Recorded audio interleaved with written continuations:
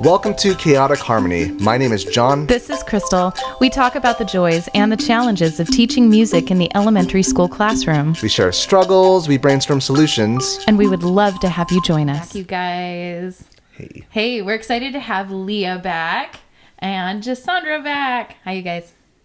Welcome back to Chaotic Harmony. It's good to be back. Good. I'm glad you think so. So we have part 2 of our conversation with these guys. They have been so brave to come on and be vulnerable and talk to us about what it's been like to kind of get through their first year teaching. Welcome to your first year teaching. Speaking to the microphone now. Yeah, right? Yeah, tell us everything that's been hard. Yeah, so I wanted to, so last time we focused on your background, how you got into music education, what student teaching was like online for you guys. And now this year has been completely different too. So I would love to start then. Am I remembering right that you guys started in the middle of last school year together? Is that right? October 4th. Wow. Beginning of quarter 2. Okay. Yeah. Right after the break. Okay. Mm-hmm. Wow, that's really something. Yeah. Wait, so we were still online? No, we weren't. No. So they started this school year, but quarter 2 this school year. Oh, this year. Okay, I get it. Okay, so you came in October of this school year. I understand. Mm-hmm. Okay. 4th. Oh, so this is still really fresh for you guys then. Yeah. Okay. We've only been working for, I don't know, probably 6 months or less. Less like than that. that. Okay.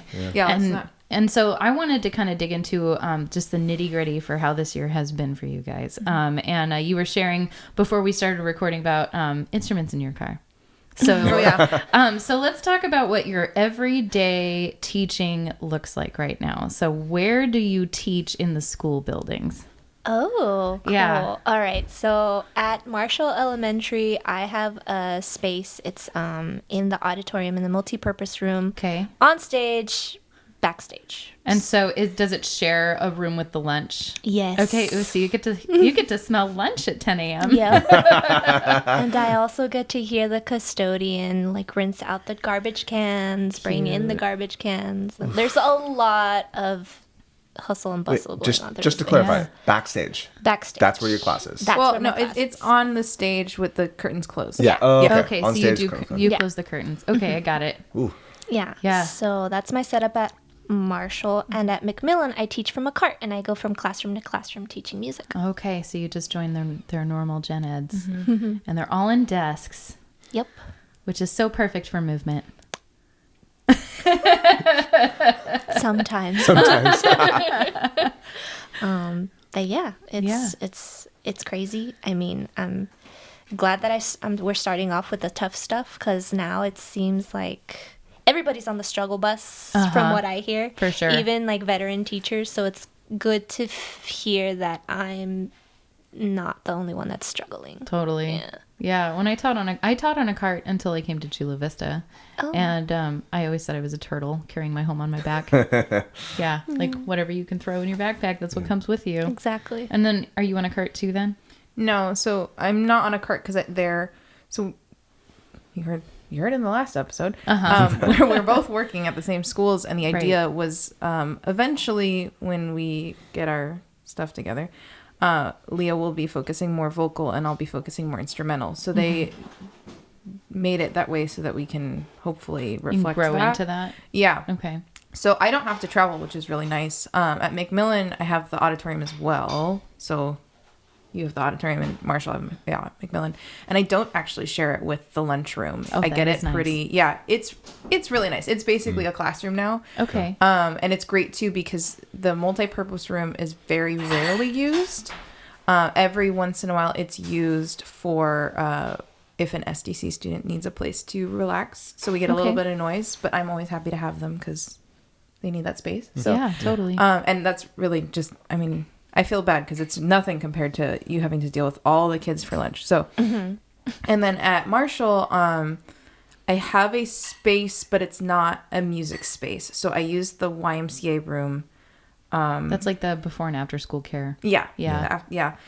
Which is nice to have a room, I will say. And there's a little bit of storage for the instruments. Other than that, though, it's the YMCA room. Right.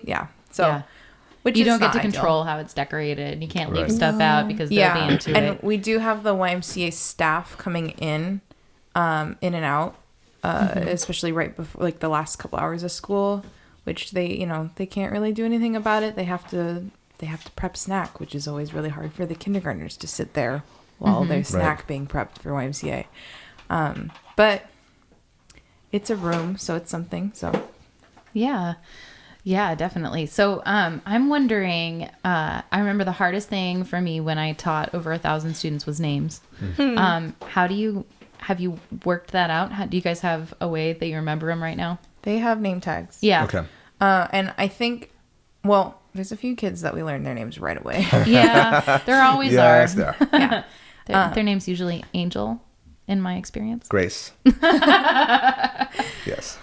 So we Isaiah. Nevea. Oh, I don't. Have it backwards. My Nevaehs have always been sweet. That's good. Anyways. yeah. We digress. So no, we don't know all the kids' names, but I've been really clear, at least with my classes, where I'm like, okay, do you want to guess how many students I have? And then we make a game out of it, and they're like 20. No, there's more than 20 of you in this class. I'm like, okay, 1 million. Okay, not a million. Love it. And then I go, look, They have I'm no really concept. trying. So they're really understanding about it, which is nice because, and I think we're getting to a point, at least for me, where I'm starting to remember them when I see them in a group. So if I see them outside of their classroom, I have no idea who they are, I'm going to be honest. But if we were just talking about this, I run into kids at Target all the time. And it's just the fear that runs through my body when I see a kid at Target because I don't know their name. Yeah. That's really what it is. I feel bad. I'm like, Hi, you. Yeah. hey, friend. Exactly. Yep. Hey, buddy. Yeah.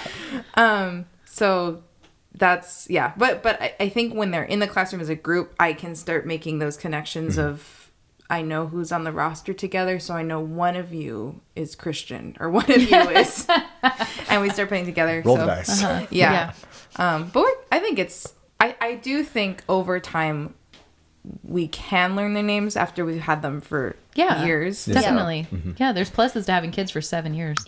Yeah. Yeah. So I think it will happen. And then once we get to that point, we only got to learn the kindergartners' names. So Yeah. Yes. The TK. Do they come to your class with their name tags on, or do you keep them? I'm curious how you work that out. Because I've tried it both ways. Yeah. So they come with the name tags on. Okay. When their teacher remembers. They come Yes. When Kind their teacher of. remembers. Yeah. Yeah. Which we are dealing a little bit with that because it's something they never teach you in your music education thing or program that not all name tags are equal, and so if it's a tiny 12-point font name tag, that's a sticker that they put on every time. It just doesn't do anything, It's not especially COVID wise. Now you have to lean in. Yeah. So Yeah. Yep. I love it when kids have the mask holders with their name on it. oh yeah. Yeah. I've never had that. That's Really? cool. I have The a little bunch of kids who beaded- do that. Yeah. Interesting. I think there's a kid who makes them at my school. Yeah. He's like got a little business going Wow. on. He sold a few to some of the Entrepreneur. teachers. I know. Don't you love it? I love It's it. the best. All right. If I can go backwards, actually, Please. because one thing you mentioned, you're both in the NPR at different times. Is it, during rainy day schedules, Oh God. There you go. That's your answer. like what happens exactly? Because I know for my dance teacher, she teaches in the NPR. We just deal with it. We just have. So you still teach in the NPR? We just had. Yeah. I mean, actually, that's not true. We had a really extreme rainy day one time at Macmillan, and so I'm teaching in the NPR. And all the VAPA teachers, we all decided to just teach in their classrooms because it was so rainy that even walking between classes was a lot. So I remember that day. yeah, yes. So yeah, but mostly there's been a couple times you've just with our PE teacher, you've just had to deal with it. Yeah, at Marshall, it's a smaller school, so everything is shared. So our PE teacher, Miss Jane Kagiwa, shout out to Miss Jane. She's amazing. We love her so much. But yeah, we just worked it out together. Like she'll be teaching in the auditorium, like the main space for PE, and I'll be teaching behind the curtains. Eventually, she was like, you know what, this isn't gonna work for you or me. So she just, during one of the transitions, she emailed a teacher really quickly, and she's like, can we just do PE in your class today? And that's how we worked it out. But unfortunately, that you got to be flexible in these situations too, especially with the very limited space. And she's like, I'm so sorry, Leah, like I did this, I should have known better. And I was like, dude, don't even worry about it, like it's fine, like we didn't even hear you guys. And then I noticed you were in there for like 1 minute, and then you guys left for some reason because we were making too much noise. But it's hard too, because COVID wise, we really shouldn't have any more than one class in the space at a time. But like you were saying, it's too bad because at that school, because it is smaller, they have no options. They don't have the space. Everyone's just gotta be, like you're saying, be flexible. As flexible as you can. Managing the noise is one of the hardest things. I had to train students at the first school that I taught at in this district, because I taught in the NPR, to not talk going through the lunch line and get all the teachers on board with that. And I was blowing my voice out. That was the year I started teaching on a microphone. So I have not taught without a Brittany mic ever since. Like, we both also have that for the masks. Gotta have it. Yeah, it's like a non-negotiable, like even way before masks were a thing. I just won't use my voice that way. I think so many teachers blow their voices out. There's a lot of vocal problems, and as a singer, that's not gonna work. I need this is a moneymaker. That's right. And I as a non-singer who sings as a non-singer who sings all the time, I need it just because I don't have that volume. So I agree, it's really important. What has been one of your biggest challenges this year? Yes, it's not an answer. I know that's a big question. What came to your mind first when I asked that? I'm curious. What about you, Leah? There's a list. You had quite a reaction to that question. Oh man. Okay, so let's different things. We are also on record. You are. We are? Yeah. Remember. This is being recorded. And we like our jobs. I see the work-wife dynamic is really set in, and I like that. First of all, we want to start off by saying we love our jobs. We love our principals. Of course. We love our community. We would have. I think I can speak for both of us. We would have quit much already if we didn't absolutely love what we're doing. As hard as it is, it's so difficult. If we did not like what we were doing, why would we do it? So. Well, and yes, of course. And this community that listens to this podcast, like we're all we all have this job. Like we do it because we absolutely love it and believe in it and like our jobs more than a person should probably be allowed to like their jobs, right? But it's hard. There's a lot of hard, and being a first-year teacher is hard, and the pandemic that never ends is hard. And I'm just curious, like what has been something that you've had to figure out? Scheduling. Okay. Fair. Did you have to come up with your own then? I wish we had that luxury. But no. Oh, okay. It was handed to you. Okay. Yeah, it's just it's there's 4 different schools trying to coordinate a schedule. Together, but just between how many shared teachers we have, and that just gets complicated with the other VAPA teachers. Got it. Yeah, so that can be a problem.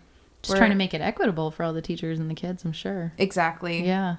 One, we don't know the money dynamics behind it, so I'm sure it's even more complicated for our principals who actually have to think about finances too on top of it. So the scheduling is that's stressful. Yeah. I think, like I've said this many times, the kids are not the hardest part of our job. Absolutely They're not. They're never the issue. It's the circumstances that they're just plopped into is what's really difficult right now. Like not even being able to I feel bad when I have to be like, and what is your name again, friend? Because the mask and the name tag, if they're lucky to even be wearing one. Isn't it funny how when you see the kids without their mask too, they don't look like you thought they would? They do not. Have you noticed that? The second they're at lunch and they have their masks off, and so the auditorium at Macmillan is right. Actually, both auditoriums are right next to the lunch tables. So we have to walk past them. I have no idea who they are. Yeah. The second I see their noses and mouths, You're like, no idea. Whoa. Yeah. Yeah. Yeah. Yeah. Also behavioral issues, like, especially like, I think you mentioned it earlier, like kindergarten and first grade right now. Interpersonal stuff. Yes. Yeah. It's just like they don't know how to act around one another. And I'm just like, okay, you know, if there's squirmy wormies in the back, I'm not going to stop every 5 seconds to just like, you know, Right. turn off fires or like put out fires in the back of the classroom. Yeah. And then there's also just learning for us as new teachers, like working and developing lessons for our special needs populations. Yes. Because that's not something that is really heavily focused on, or you're not trained in when you go to music school or when you're getting your credential. You Yeah. get one class Yeah. in And your that's it. credential, and that's it. Yeah. I had a little. I didn't have that class. Oh, wow. Which was really, and maybe this is a message to anyone connected to Boston University. That would be really great if you can bring that class back, which we have told them, and they do want to. So, Yeah, but it's important. It's so hard. It's a totally different game. It is. And I agree. I mean, we've had so many conversations on this, but I just don't feel like we are providing them with what they need yet. Yeah. And that feels bad to know that like you can't. It's not their fault, and the stress that's happening, like to them, is maybe not necessarily because of you, but sometimes because of your your scheduling. Like that was the thing. We had a VAPA day with the special ed kids that was on a different day than usual. That was really, really just absolutely hard for them. It was a mess actually. They were really stressed. Yeah. So. If I could jump on that also, just you shout out to Boston University. For me, shout out to like all at like higher education, Portland Nazarene. Like I had a little bit in special ed, but it's all like the paradigm was towards the general ed classroom as opposed to music. Yeah. Or Right. if you want to make it even broader, towards the quote unquote specials classes. Like there wasn't that element taught, and so. And as we understand inclusiveness in music education, inclusiveness in education in general, I think that should be taught more and more in higher ed. It shouldn't just be a small little it's extra not a class. footnote. No, Yeah. it's true. And I think it's so crazy how teachers are required to have so much education. And our income is not equal to the amount of education that we're required to have. And then we have to have all this continuing education. And especially when you're a music specialist, so little of it actually applies to your life. You know, I sat through a math PD the day I came back from winter break. It's like, we would have. So the most helpful PDs I've had for teaching special education have been music therapy PDs. Yes, that's what we've been looking into. We've been researching. And that, I think, and I would love to have. Honestly, I would pay for a class tomorrow if I could find the right one. If just you don't have to. Yeah. Well, there's Hey, that Mark. too. I'm gonna be calling you soon. Right.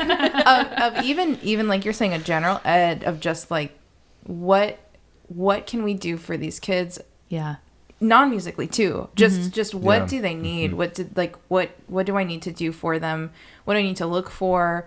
What are they working on? Because that's another thing too. I'm really learning right now is what they're working on is so much different. That was the first class, just threw me for a loop for sure. I walked into one of the classes and their lesson that I walked in on was like how to squeeze a sponge. Yeah.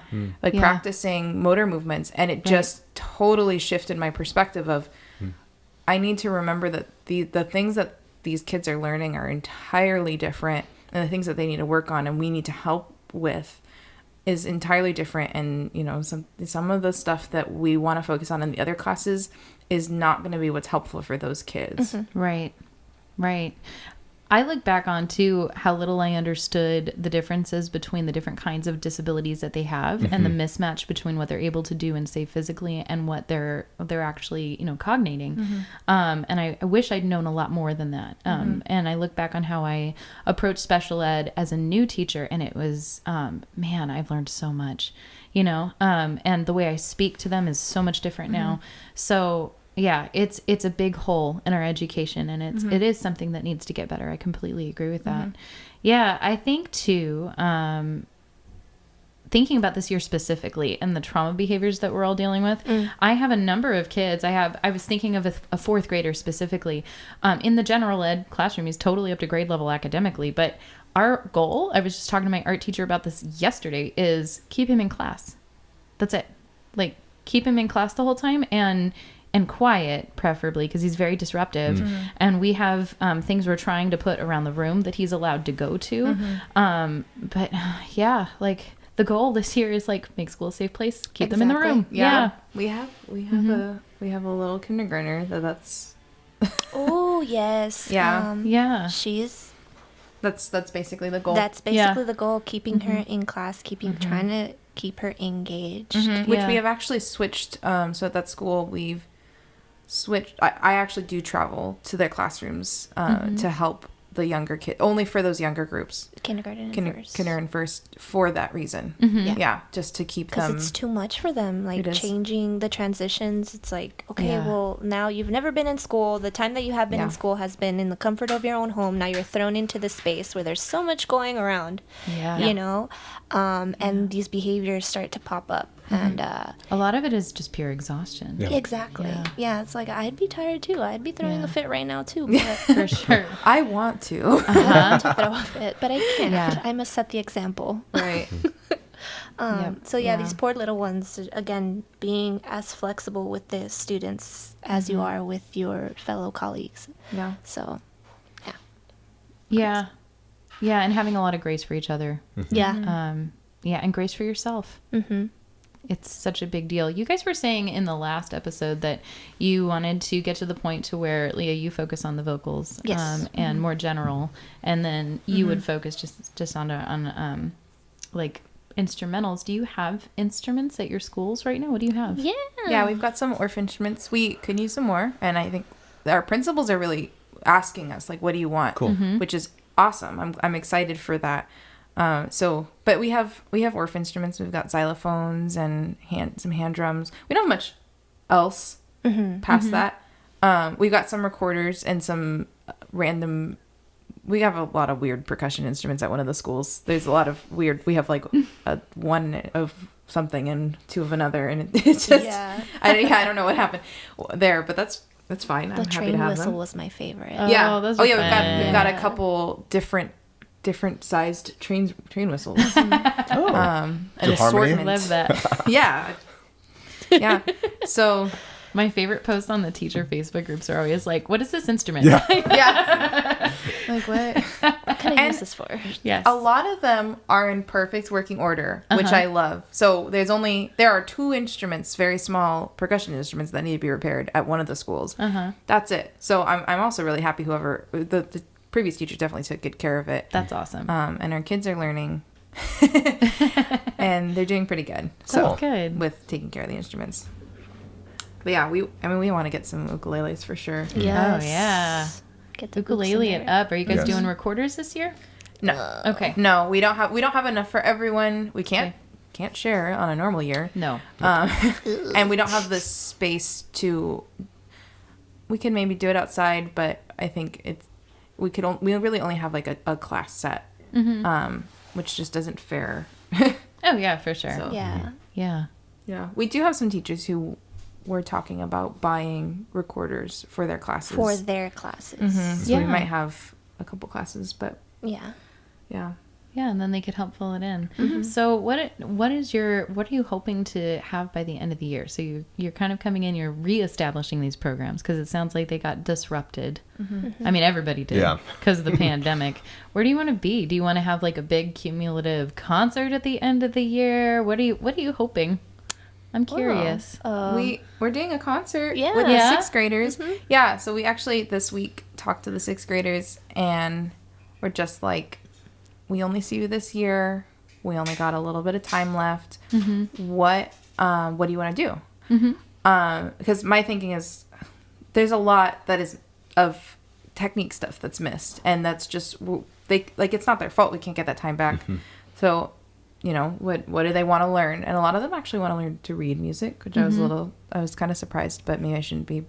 And That's all cool. of the classes wanted to do a concert for the younger groups. I'm really excited for. That's and they, sweet. Cool. Yeah, they got really excited trying to pick. So each class got to pick a grade that they're going to do their concert for. Oh, I Buddies love that almost. idea. Yeah, that's cool. Yeah, so one class is doing the I might TK steal concert. that. That's a great idea. It was there. That's what they asked for. That's so great. Yeah, it's so I'm really excited for that. I don't think we are going to do concerts for the other groups.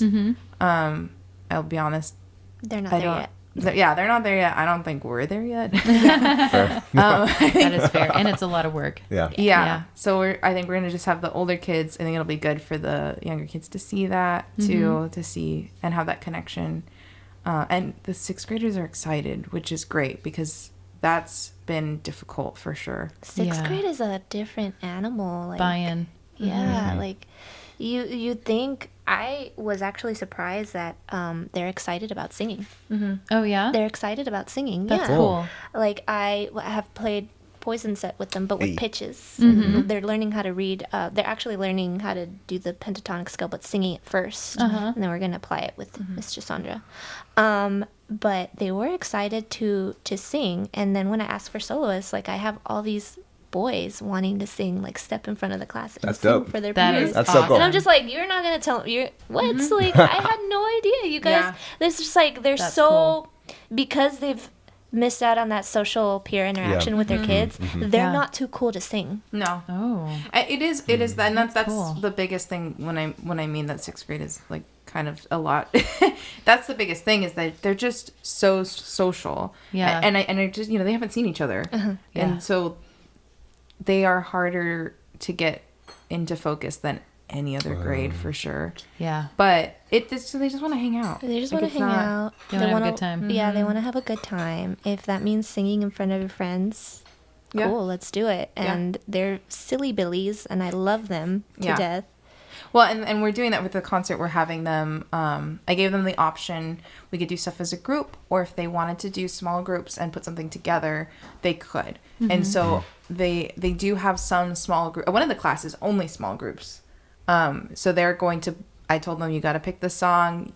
Pick something that kindergarten would know or like, and like figure out who's gonna do what. Are you gonna sing it? Do you want instruments? Like we'll figure it out. And so we're gonna do a lot of we're just gonna help them put that together. Yeah. So, which is really cool that they're putting on their own thing now. So, we'll see how it goes. Yeah. That's really rad. That sounds like a huge win. Yeah. Yep. Yeah. I was going to ask too, and I'm curious. I started out asking what has been a big challenge this year. And so what's been a big win? So that sounds like one. Yep. Do you have a story though from class maybe? Like a little moment of joy. What's been good? I feel like You it's love a your lot jobs. There's a lot of little moments of just kids being thankful. I mean, anytime you get a little kid to sit in class and go, I love this class. Aw. Just feels good. That's great. That Yeah. is the best. They're excited to see us, and we get there in the morning and they see us when they're having their breakfast, and it's like, it's FAPA week. And we're like, yeah, dude, are you ready? Like, it's like, yeah. And I think especially just because we're both so, I don't know, I feel like it's easier to come up to us as opposed to like an older man that has been teaching music for such a long time. It's easier for us to be, I'm not, I know. don't judge me. But I'm saying like we're both just starting out, so I feel we're approachable to them. Well, except they did size us up. Actually, how tall are you, Miss Kono? Oh gosh. Was this sixth grade? Mean? Yeah, fifth and sixth were the ones that were. How tall are you? How old are you? I think you're about this age. Yeah, somewhere around there. And it was, that there is a little bit of like. Did they say 45? No, Because everybody's 40. Yeah. Yeah, everybody's guess. 40 to them. They guessed. Yep. They guessed wrong, but Yeah. I feel like for upper graders, especially since they're going through that growth spurt, Yeah. and also they haven't their perception of teachers have been that square. Yeah. Yeah. And so I think the size element, I'd get that. If I Yeah. see all my sixth graders now taller than me, I was like, you're It not made a me tall really person. nervous though, because Me I'm like, too. I'm as younger teachers, I'm like, are you gonna not listen to listen me. just because? I'm short. Yeah. And I sound like My Coco favorite Melon when you sing. answer when I was. That's funny. They've dragged me about that. The first time I sang for them, they're like, "You sound like Coco Melon," and of course I'm like, "I don't know what that is." I went home and researched it, and it was no. Everyone, they all love Coco Melon. Can we do Coco Melon? There's no theme song for Coco Melon is the other thing. Yeah. And they all ask if they can sing Coco Melon. Like, there's no... It's like, it's a kid's show. It's a But, kid's show. Yeah. Yeah. If you want to look up... I tried to find the theme, and I couldn't find one. And then I played an episode, and was like, we couldn't... There's nothing to sing. What do you want us to sing here? They're just that connection that they make to like those nursery rhymes or to like specific Okay. intervals. Yeah, It so sounds they're very- singing in Coco Melon, and it's usually Gotcha. Interesting. regular nursery rhymes. They also want to sing "We Don't Talk About Bruno" right now too, and I'm Oh yeah. seriously. It's a dope song. My favorite answer when I was a teacher in my 20s and they would ask me how old I was is old enough to be your teacher. Or gosh. what's your That's a first good one. name? My first name is Mrs. To you. Have I shared this before? The whole like what my first year, like what the students guessed. Wait. So the kids were guessing what my age was. Like I encourage it. It's like sure, let's have a little fun. I hear like one's like, "Are you 80?" Shut up, no. And then I hear giggling in the background. It's like, "What's going on?" "Oh, so and so says you have to be over 50 because you're balding." Oh, that is such This is shame. when I still had hair, like a little bit of hair. Aw. Yeah, I should have shaved sooner than this. Good. Way sooner. It's but okay. It is what it is. It is. We all live and learn. We do. Exactly. You're allowed you to walked grow. into that one. I didn't even ask that kid. That kid was not on the docket. That was not the plan. Oh, gosh. Dang, dragged by They a- do keep us humble. Fourth grader. Yeah. Oh, I did get flipped off by a kindergartner. So I got I feel like I've hit. This is a win? No. Yeah. I think a little bit. I think it had to happen sometime, right? I don't think he knew what it was because he was sitting there so proud of himself and just staring right up at me during the lesson with just his middle fingers for like 5 minutes. And I kind of, at first I just ignored it. I was like, he's fine. And he was having a good time. Like, he wasn't mad at me. He was just kind of sitting there. It's also great because he's one of the smallest kindergartners. I'll tell you who after. I'm not going to put names on here. Oh, gosh, this is great. Yeah. And then I finally looked at him and I was like, you got to stop. And then he put it down. But just sat there, so proud of himself. Oh, it was kind of cute because he's so small. And I was like, you don't know what you're doing. Where is tall man? Here I am. Do you know that? No. Oh, it's like the finger song. Where is Thumpkin? Here I am. Where is Pointer? And then where's tall man? It's your middle finger. Gotcha. If you've ever seen the meme of Mr. Rogers like joyfully flipping off, like that's why he was singing that song. Gotcha. I gotta teach him that song. And people now. have corrupted that. Of course, That the internet. screenshot. I know the internet's the worst. Best and the worst. Man, I think we got our thumbnail for the for the episode. yeah. Oh my gosh. Well, if you had some advice for somebody who's finishing up their credential program this year and maybe kind of stepping into next year, what would you tell them? Don't take advice from someone who doesn't know what they're doing. Well, that's all of us, so we're all in trouble. If you think that what you just went through is a struggle, it's okay.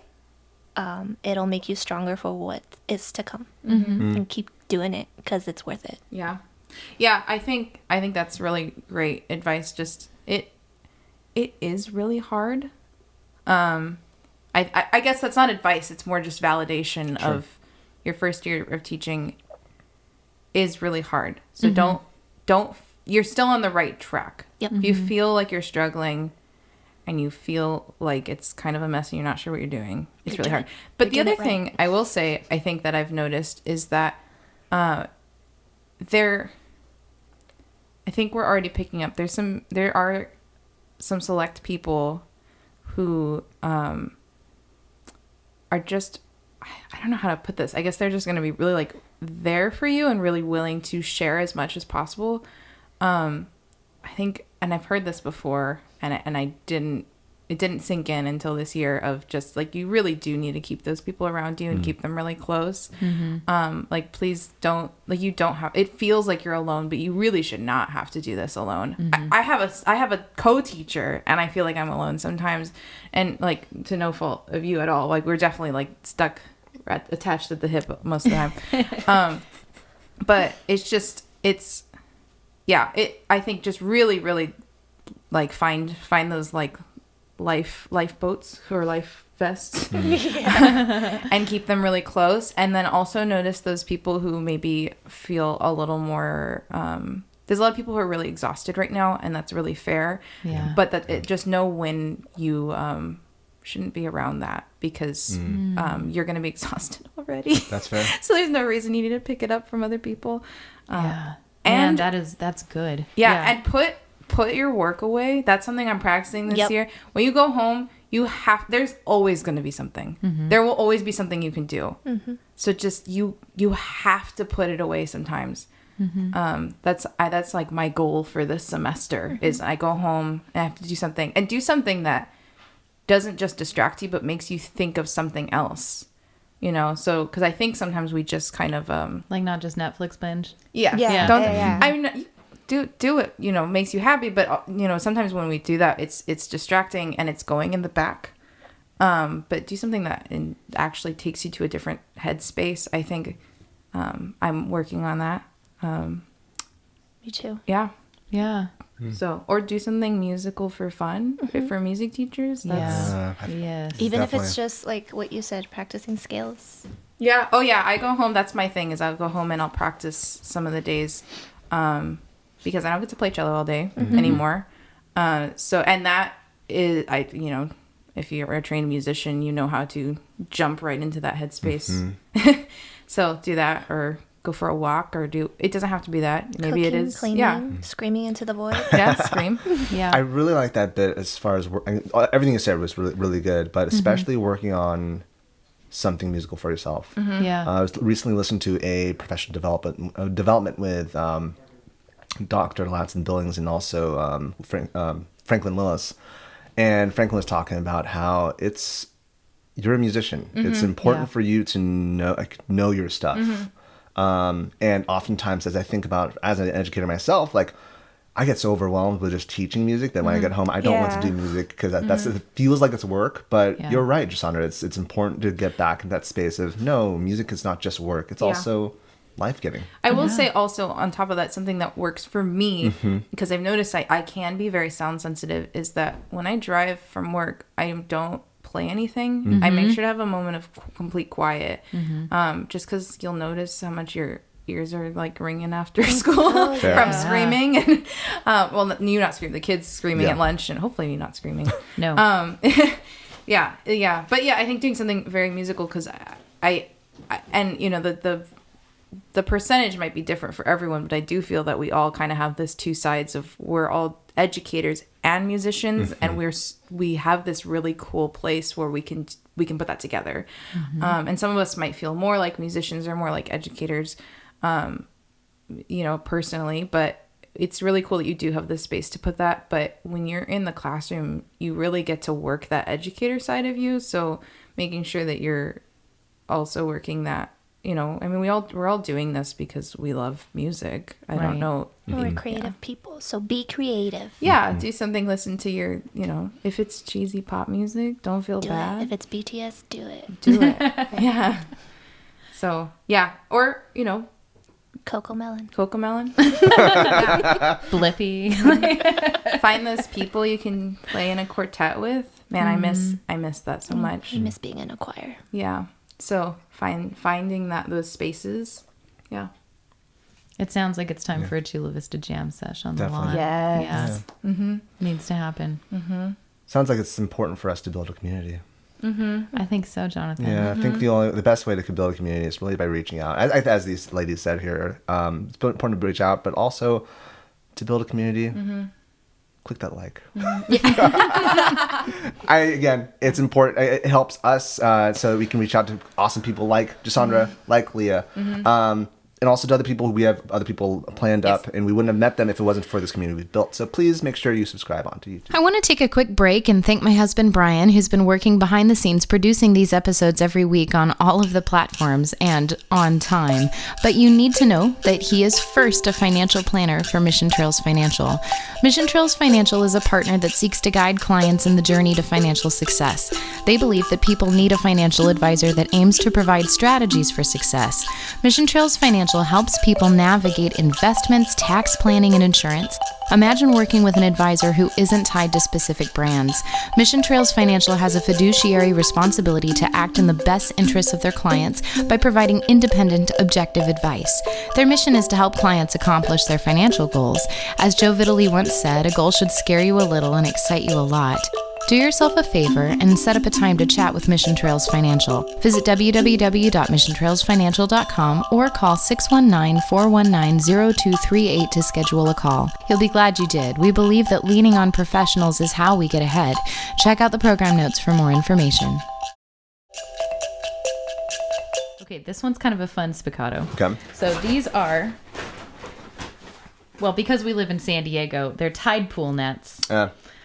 If you were in other parts of the country, I imagine they'd be butterfly nets. There's butterflies here. Yeah, there are butterflies, but these are in the shape of fish. So, see? Okay. Yeah. Oh, I do see that. Yeah. So they're, we use them to scoop hermit crabs up at the tide pool. The monarch butterflies have come back, though. They have. I love them. Wait. The glitter. This brings me back. This brings me back. Oh, yeah. Huh.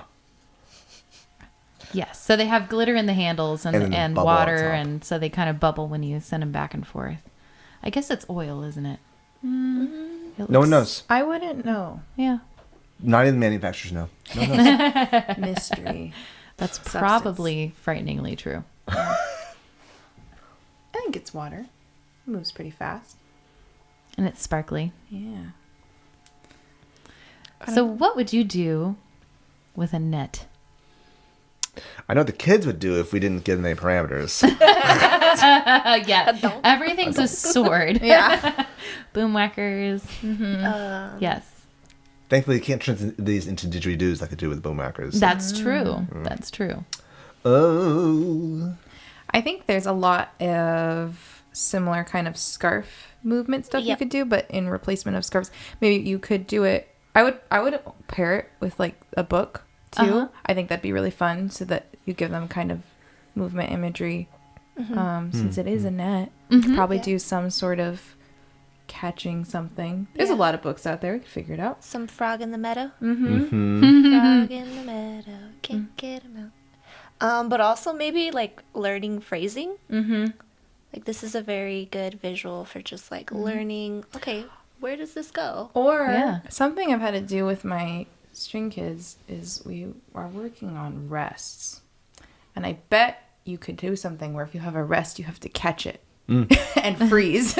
Oh, that's fun. Okay. Because So you know, somebody you could just, have like a rest on a stick. or something, yeah. And then or you're on the floor catch and it. you just have to catch it and freeze for a second, and then we can move on. That sounds like a fun game. It's like freeze dance, but better. Yeah, because that is something with our string students they are working on. So we I do a like lot it. of stop. Okay, so I feel like we could play some notation cards in the year. And kind of have like a mystery bag. Okay, we're going to be using the coordinate, toddy talk, or whatever. So it's more like a bag element. Yeah. So, that's cute. That's cute. Yeah. I use these for Vivaldi's Spring. okay. So I have a whole choreographed dance routine that I do with it, but I have little butterfly puppets that the kids put on their hands. The folk manus butterflies, and they're flappy. They're really very cute. And so some of the kids catch the butterflies. Gotcha. You can get Yeah. those using those little elephant. I like the notation, but instead of the bag, using the elephant things, they explode papers everywhere. It's like a child's toy, and it's Oh. it just kind of spits stuff in the air. You'd put, if you could get it to work, notation stuff, and they have to catch it, and then that's a you fun could do like idea. a pop quiz if you're doing notation Oh, stuff. the little elephant that blows the. Oh, okay. Yeah, and that's a then game. They actually have to yeah. catch it, but if it's like a notation thing or something, and then they have Yeah. to perform it, or they have to tell you what it is or whatever. Whatever, however you wanted to do it. That would be absolute chaos, and it would Yeah. be delightful. And amazing, yes. Yes, You just put a bunch of stuff in a t-shirt cannon. Yes. Go to the There we field. go. And that's how Crystal lost her job. Hey. There you go. That sounds delightful. They would have fun. I would have fun. Totally. Worth it. Yes. The cleanup afterwards would be also Total worth it. nightmare. No, so Oh, yeah. actually, it'd no, be no. like Times Square at New Yeah. Year's. Better yet, this should be for someone like in Leah's position where you're in a general ed classroom. You let the general ed teacher clean up. You just walk away, right? That's what you do. And that's how to build I'm relationships. not here to make enemies. No, No. right? Yeah, I have teachers that are very particular about their space. As they Indeed, should be. indeed. I'm very particular about my space. Yeah. Well, those are some interesting ideas. Round of the week. This one is The Frog in the Bog, and it's a folk song. So let's make sure that I sing this in a reasonable key, shall we? There once was a frog who jumped in a bog. He played on a fiddle in the middle of a puddle. What a muddle. Better go round, shall we? Sure. There once was a frog who jumped in a bog. He played on a fiddle in the middle of a puddle. What a muddle. Better go round, There once was a frog who jumped in a bog. There once was a frog who jumped in a bog and played on the fiddle in the middle of a puddle. Better go round. There once was a frog Better go who jumped round. in a bog. There once was a frog who jumped in a bog. He played on the fiddle in the middle of a puddle. What a muddle. Better go round. Better go round. Ta-da! Hey. Hey! Thanks for listening. Thank you. And if you have any questions you'd like to send to either Jessandra or Leah, you're more than welcome to send it to us at chaoticharmonyclassroom@gmail.com. If you have questions for Crystal, you could send them at... You can find me on Instagram at Mrs.Pridmore. You can find me on Twitter at Finny Vappa. And you can find me at Mr. Seligman, MrSeligman on Twitter, on Instagram. He does it every week. You still I have had PE teachers mispronounce my name each time, so each one. And yes, IG, Twitter, TikTok, and also you can find us at CH Classroom on all the socials except for YouTube, youtube.com/chaoticharmonyclassroom, or you can email us at chaoticharmonyclassroom@gmail.com. Whew.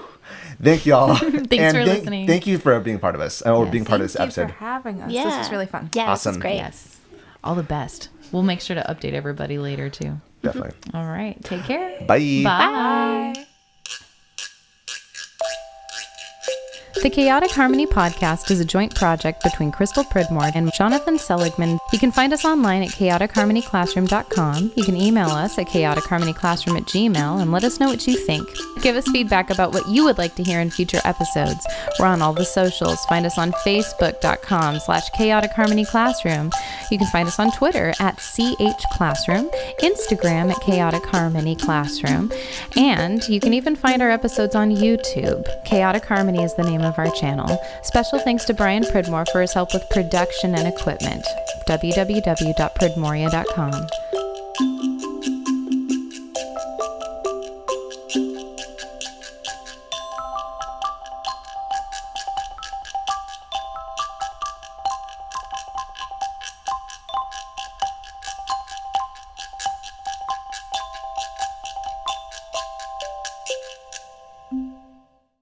Day one of our level one, we're all sitting there like, why the f- do we have to play recorder?